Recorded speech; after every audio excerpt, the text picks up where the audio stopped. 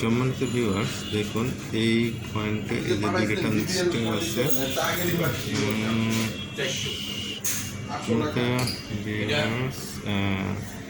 এখানে একটা ট্রানজিস্টর এই ট্রানজিস্টারে এই মাঝখানে পিনে এখানে ফোকাস থাকবে 2.9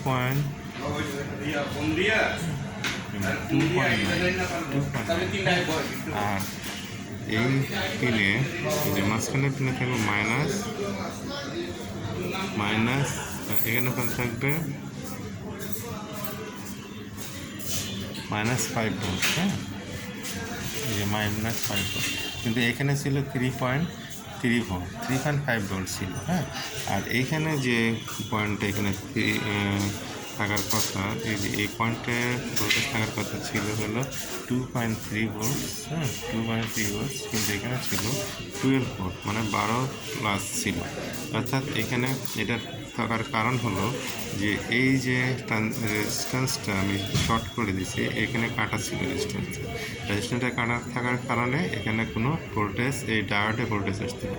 এই ডায়োডে ভোল্টেজ আসতো না এক। দ্বিতীয় কারণ হলো এইখানে একটা এই যে এরকম পিএফ ছিল, এই পিএফটা শর্ট ছিল।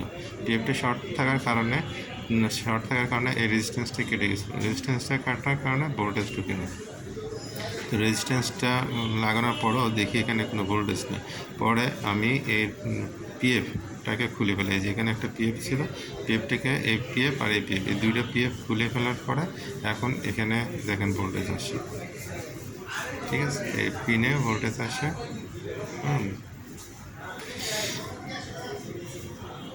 ঠিক আছে, এখন এখানেও ভোল্টেজ আসে, এই ডায়োডেও ভোল্টেজ আসে। ঠিক আছে, এখানে 16 ভোল্ট। ঠিক আছে, এই যে ডায়োডে 16 ভোল্ট আছে, এবং এখানে যে ভোল্টেজটা থাকার কথা এই পিনে, সেই পিনে যে 2.5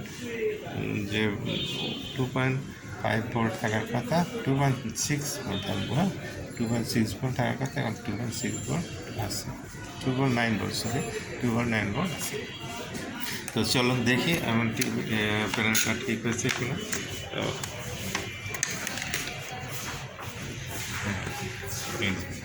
ওকে, তার মানে পারফেক্ট 100%। ওকে, থ্যাংক ইউ, ধন্যবাদ, আসসালামু আলাইকুম।